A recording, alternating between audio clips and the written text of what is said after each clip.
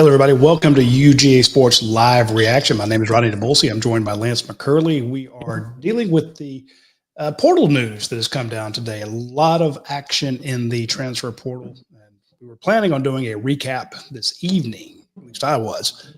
But as much news has been breaking today, I figured we would go ahead and jump on and do a live show. So we appreciate all of you joining with us. Please let us know where you're watching from.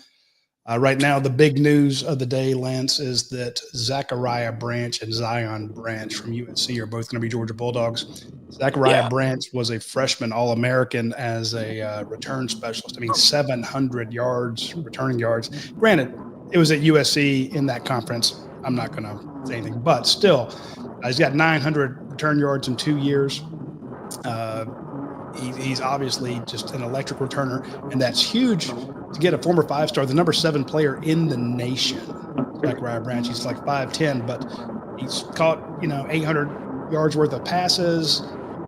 You're losing Dominic Lovett. You're bringing in a guy who can actually just kind of tear it up. So I think that this is a big get, especially in light of the Anthony Evans news.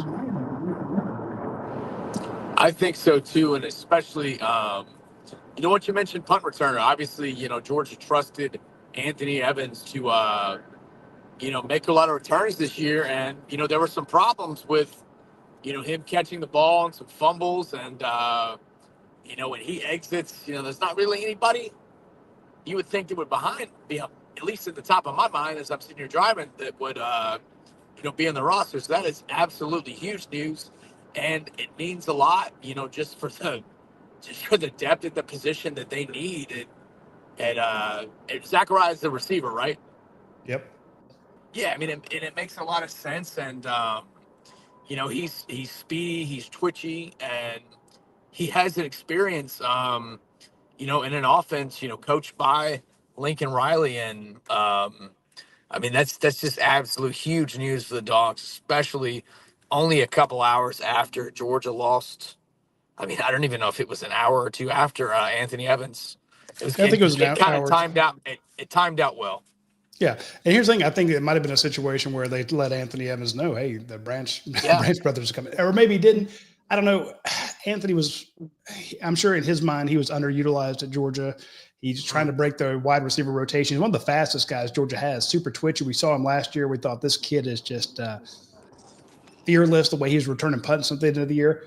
But at the same time, you let your running back get killed when you come in motion and you don't pick up the outside guy and you let your running back get drilled, and that creates a fumble. That's just that is an absolute rough look. I'm not saying everyone always talks about Georgia requires its wide receivers to block too much. They don't want to come to Georgia and block. They have to block in the NFL. And if you're going to miss blocks like Anthony Evans does sometimes, then I can see it. So that's a big get. We're going to bring on Anthony Dasher as well. Anthony's here. Dash, I was just telling the fans that in your story about the Branch brothers coming, the sheer number of return yards, especially like 700 return yards in 1 year for Zachariah Branch, the 5-star wide receiver, not a huge guy, but absolutely electric. And Georgia, with the news that Anthony Evans is going out of the portal, they need a return guy, but they also need a bloody good wide receiver. And the guy's got 800 yards in 2 years. I'm thinking this is a huge win for the Bulldogs. No, it's definitely a huge win. And like you said, it kind of kills 2 birds with 1 stone right there to get a guy. Not only is going to be one of the fastest, most talented receivers, from that standpoint they've had in a number of years, but somebody who has been there and done that. I think that's what's really huge here, is just to have somebody with the kind of experience and who can. There's going to be somebody now the other team's going to have to really kind of have to defend against and really be aware of, and that's going to be a big thing for Georgia, which has needed some good news over the last few days. It has been pretty bad, but again, I know we're going to gloss over the fact that Zion Branch, the safety's coming in, but he's, the best thing you can say is he's got 41 tackles in 3 years, 4 years. It's been a long time, but that guy's just been hurt. It's not like Georgia has a lot of safety depth. You did a story today on who Georgia had returning was eligible on the offense and defense, and that safety group was and a lot of safety back there right now. I think he just wants some more bodies. And again, that's not taking anything at all away from him, because he's, like you said, he's been injured pretty much his entire college career if he can stay healthy. I mean, he was a very highly regarded recruit in high school, and I think right now that Georgia and Kirby Smart is one of many, like I said, just as many capable players as they can get right now. And I do think he is very capable of doing a good job. Lance, when I was thinking about guys that have been injured a long time and how they come on late, that was the story we had with Arian Smith. You remember Arian Smith was snake bit for 2.5 years, and now your leading receiver, at least in yardage. So maybe exactly that's the same situation. Yeah, I mean, kind of exactly. And a lot of people, rag on Arian, for his, drop balls this year. Arian made 3 plays in my mind. I don't think Georgia would have made the playoff. He didn't make these plays. The fumble recovery, I think it was against Kentucky, and he had another one against Texas in the SEC championship game, and he had that run or whatever the catch he caught on that 4th down sweep toss from Chubobo that just made the 3rd down conversion on the final drive at Texas. So I'm with you there, man. He's the guy made it, and again, not to compare apples to oranges, but just because a guy's been banged up doesn't mean that once healthy he can't make a lot of plays. And I think Zion's played all year for the Trojans. So again, getting him in here, and people will say, "Well, you only took him to get his brother." I don't care. Dash. I don't give a damn. I mean, if that's what it takes to get Zachariah Branch here, that's fine. That's a fine trade. Again, with the scholarships such as they are now, I mean, bring him on. So yeah, I don't think Kirby or the coaches thought twice about that. Probably took them like a millisecond. Say, okay, yeah, sure, come on. And now of course, with all this going on, I mean, the fact that Coach Smart, and our condolences go out to the Smart family. I mean, that's a story we sat on for a few hours or 12 hours until the university put out its statement that Kirby Smart had lost his father, Sonny. We knew that. We were just waiting on the release. There's a lot going on. I mean, he's had that. The team was near a terrorist attack. They lost a game. They're out of the playoffs. You're right about it just being a run of bad news, but the fact that you got guys going in, they can't wait forever to go into the portal. They only have 5 days or 7 days after the last game. They got till midnight, 11:59 p.m. on Tuesday to enter. If not, they got to wait for the spring window. Right, they have to do their thing. Plus, I mean, we're today's the 5th. I mean, if you're going to enroll at the University of Georgia and be a player here, you've got to go ahead and commit if you want to be here for spring. So the portal doesn't care. The timing doesn't care that you are grieving. So the fact that the University of Georgia, all the players, the staff, and everyone is just hurting with the loss of Sonny Smart, because he's well beloved part of the program. They still got to get their stuff done, and they just landed 2 of them, and they might be getting another one. Tell us about the kid at Texas A&M. Well, Noah Thomas is a guy who's, I understand, has been visiting this weekend, and Noah was A&M's leading receiver last year. I had 39 catches for 500, I think it was 83 yards and 8 touchdowns. It was I like to lead. What's that? They had Texas A&M had 19 touchdowns. He accounted for 8 of them. 8 of them, yeah. So I mean, a guy that size, they don't have anybody like that in the receiver rotation, right now. And I believe he was recruited by James Coley, if I'm not mistaken on that. So there's that connection, there. So could be something to look for pretty soon. We'll see. I've got a scenario for both of y'all. All right. We've got say Georgia gets him. You've got him. What primary receiver spot is he at? Wherever he's out on the field, it's 6. I think he's 6'6", correct? Yep. Imagine him and Elias Williams on the field at the same time. Man. Hey, and I'm with CJ Wiley at 6'4". Yeah. I mean, you talk about height. When's the last? Y'all would probably know better than me, but when's the last time Georgia had that much height and pass catchers on the field at one time? I don't even remember. Shoot, I can't go back that far. I'm thinking if you have that, trips left, and it's your tight end, Elias Williams, Noah Thomas, and then CJ Wiley. And yeah, that's a fun group out there. Yeah.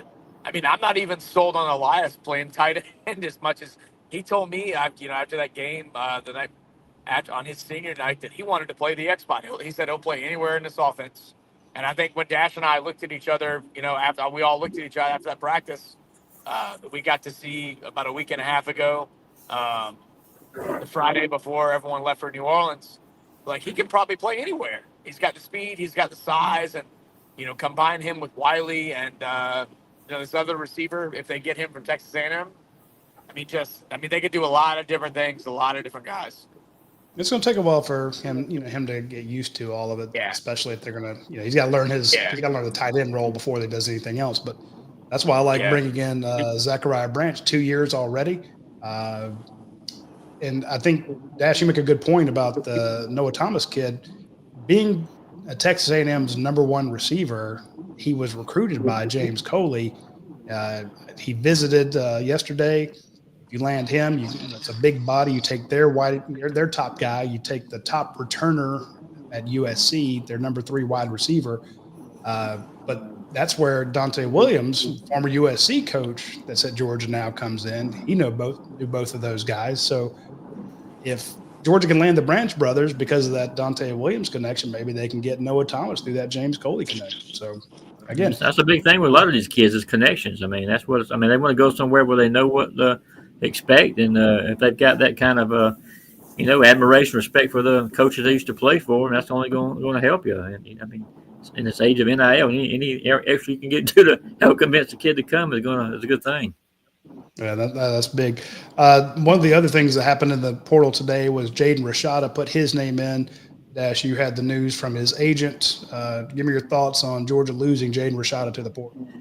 Well, it was no surprise, I guess, because we've been hearing about this for a few weeks now. There was a good chance he was going to be going into the portal, and today, it became official. Maybe a little bit of a surprise, but I think what really hurt Jaden, maybe even hurt George as far as keeping him goes, the fact he was not able to take part in spring practice, and they really didn't never were able to get a real idea of what they had in him, and with Ryan Puglisi, really impressing during his freshman year, going back to spring practice and during the fall. I think he probably felt he was still behind the 8 ball a little bit as far as earning a starting role, which is what he wants. I mean, he wants to be a starting cornerback, and now there's no guarantees in that. Gunnar Stockton got the start in the Sugar Bowl, and everybody, coaching very high on Ryan Puglisi.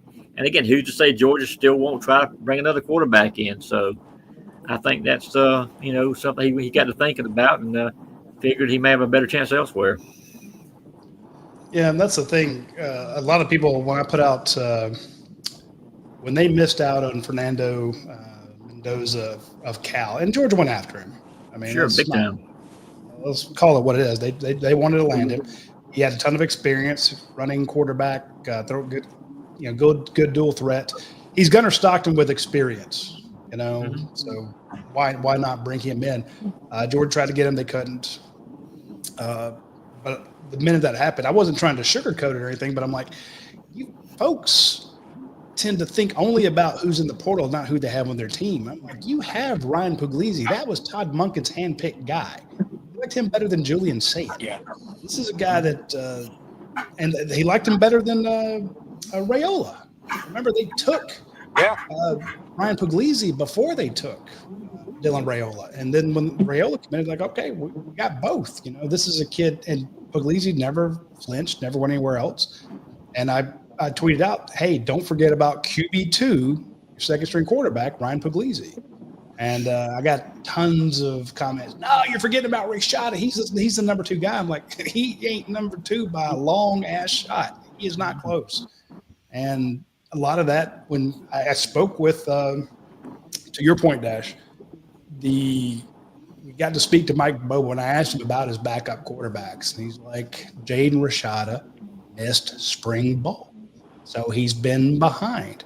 Now, he's been here for months, and you can keep learning it, but it's still, Gunnar Stockton had been in the system 3 years.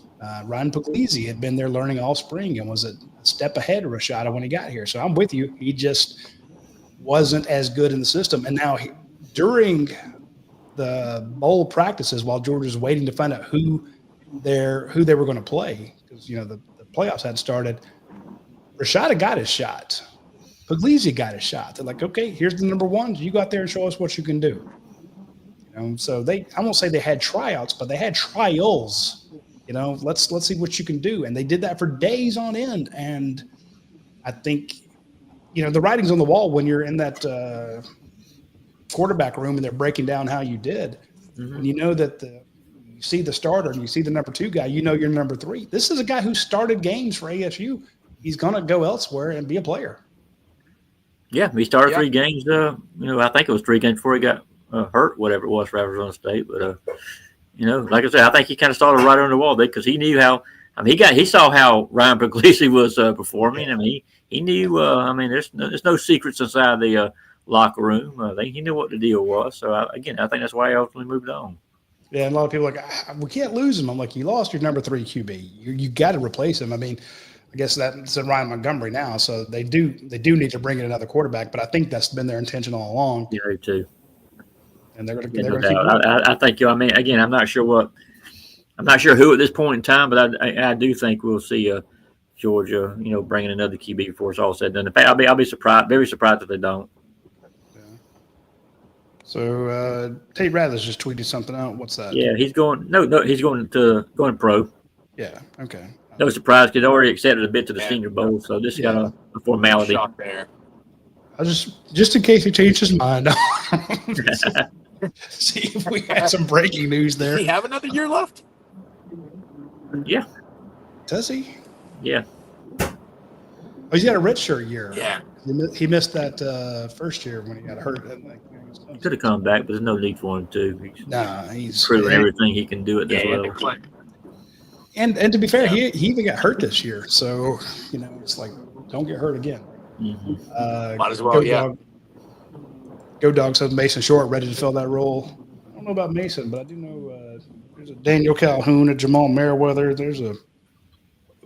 Folks, I'm telling you, there's going to be a great series coming from Dash here where he's going to go into depth on a lot of these players because we asked the coaches about these guys. We asked about defensive players, offensive linemen, wide receivers, QBs, kickers. I mean, we got the tight ends broken down. We're going to have the scouting report from the coaches on just about everybody on Georgia's roster, depending on who's left.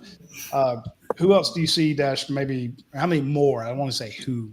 I don't want to speculate, but Georgia had 5 guys in the portal coming into today. They've lost 2 more. Mm-hmm. I'm expecting at least 10 more. Maybe thereabouts. Maybe I think maybe a tick less than that. I'm on maybe on the conservative side, but if keep my dog out of the way here real quick. Jimmy's trying to make an appearance. Come on, Jimmy.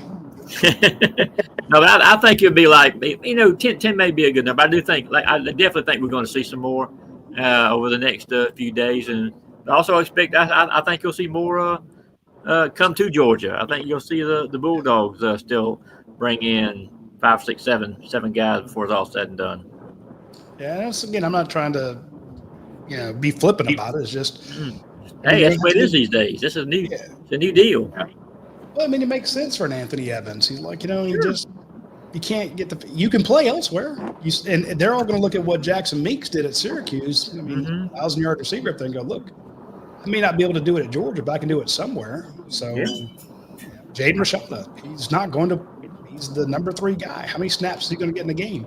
Yeah, but he can go somewhere else and be a starter or be at least be number 2. So when you got 85 guys like that, or you have 85 scholarship guys and 120 more preferred walk-ons.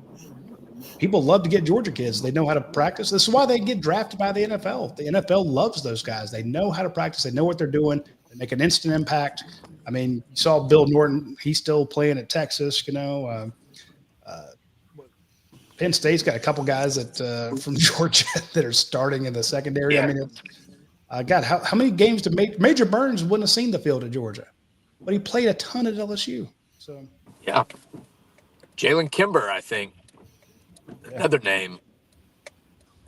Also, Makai Tongue back out there. A lot of guys that are going to. All right, give me your. We'll wrap this up here. Give me your thoughts on how big a deal it is for them to get Zachariah Branch, Dash, because we kind of mentioned it when we first came on, but kind of want you to sum it up here. Yeah, obviously I think it was huge. I mean, Georgia, Aaron Smith had the speed, but we all know the issues he's had with the drops this year. And again, that's is what it is. I'm not dissing on Arian whatsoever, but to bring in a guy who has proven it, who has done it at a high level with that kind of speed, can catch the ball, can make big plays, can take it to the house, can succeed on on special teams, be that kind of game breaker you need there. I think it's a tremendous addition for Georgia to get him to come. Alex says, remember that roster limit of 105 kicks in this fall. Yeah, that's what I guess I'm thinking. I know you're going to have to lose 20 normal walk-ons, not the preferred walk-ons. Mm-hmm. So in the last few years, they've had anywhere from, they've averaged about 20 guys in the portal. That's before you had to cut the roster limit down.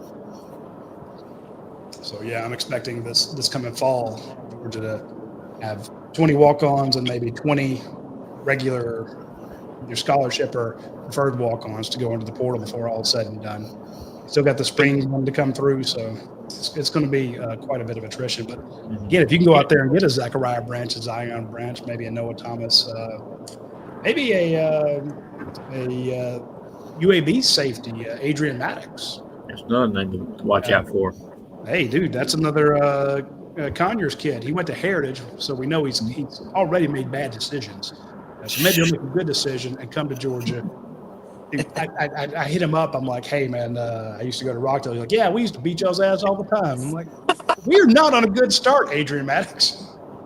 So, Coach Jimmy make an appearance, and there he is. Yeah. There you go. I love it. But again, I'm with you, Dash. I think Georgia's going to add to it. Here's the thing. When people start really freaking out about the portal, I understand if it was Dabo Swinney that was your head coach. But you have Kirby Smart. And Lance goes on the road all the time like he is now, and he sees these kids, and he's one of our recruiting guys. Dash covers a team. He's our managing editor. They can both tell you that if you're going to have somebody manage a roster, pick a roster, develop players, whether it's through NIL, whether it's through the transfer portal, or whether it's through recruiting, Kirby Smart's philosophy is to have better players than anybody out there. Yeah. He's not going to try to beat you with scheme all the time. He's not going to try to beat you with size or speed or whatever. He's like, I'm just going to go 1 to 85 or now 1 to 105. My 1 to 105 are going to be better than yours because that's how I did it. That's how I won all those rings at Alabama. That's how I've won 2 at Georgia. We got better players. So we can get caught up in scheme all the time. We can get caught up in offensive coordinators, defensive coordinators, position coaches. And I'll tell you, the way Kirby Smart thinks is I got to have the best 105 players.